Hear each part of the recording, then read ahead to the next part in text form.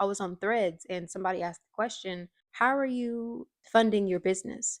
And I looked through the replies and most people were saying bootstrapping. And I'm like, what the heck is that? I've seen it before, the term, but I actually didn't know what it meant. And bootstrapping is where you are providing the funds for your small business, whether that's through your day job. You're the person that's funding it. You're not getting it through an investor, you're not getting it through anybody. And that's what I've been doing so far. So then I thought, well, how much money am I willing to invest into my company?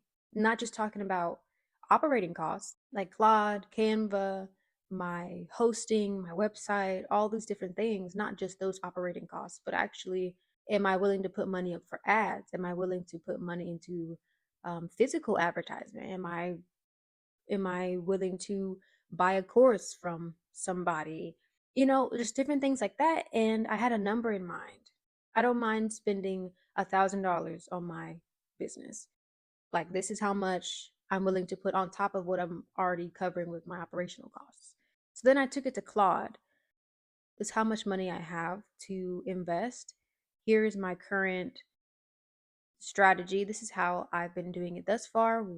Give me some options on where to put this money.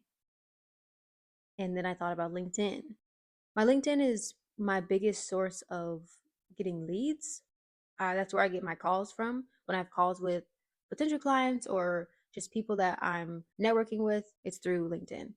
So then I considered, how can I spend money on LinkedIn? How can I spend money getting more leads so that I can have more calls, so that I can have the potential to have actual clients?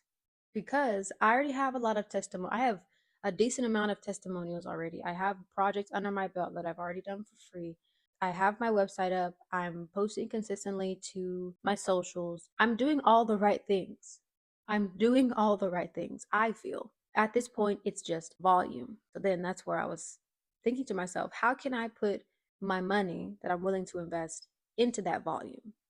And so that's where LinkedIn Premium came in. So with the free plan, you can send, I can't remember exactly, 20 or 30 connections a day or something like that. And then with the connections note, you only get 5 free a week or 5 free a month, something like that. I don't remember, or 5 free a day. So with premium, with one of the premium plans, you can send out, and I put this in quotations, unlimited connection notes. But there's also a limit on premium members to send connections out. But I want to make sure that I'm optimizing, that I'm utilizing my connections because I have this automation set up. So now, so before on my free plan, I wouldn't send a connection note at all.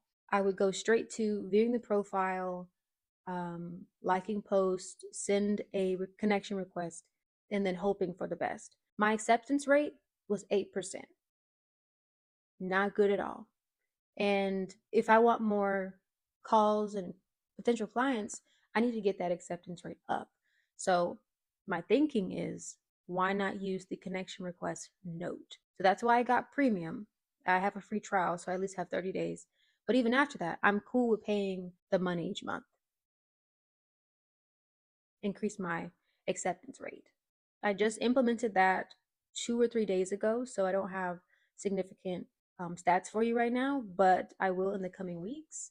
I'm excited about it. I really think that having this personalized connection note, well, I wouldn't even say it's personalized. It's generic enough that it's not saying their name, because some people will put their credentials in their name or their middle name. And if you put a variable that is for their first name, it could say, "Hi, John, MD, PhD," and then they're an automated message.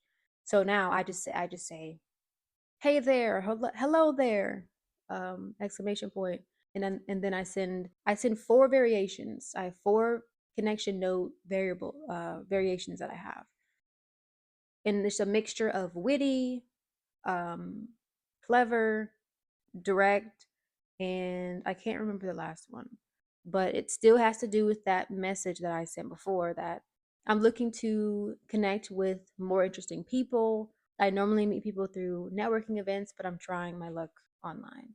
So we'll see how that goes. The first message that received from somebody when I sent them before I started the connection note.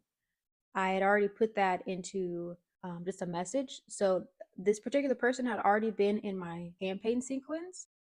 So they immediately were like, "Yeah, I would love to get on a call with you, but do not pitch to me, do not sell to me." And I said, "No worries at all." And then we have a call scheduled for next week. I haven't sent any voice notes this week.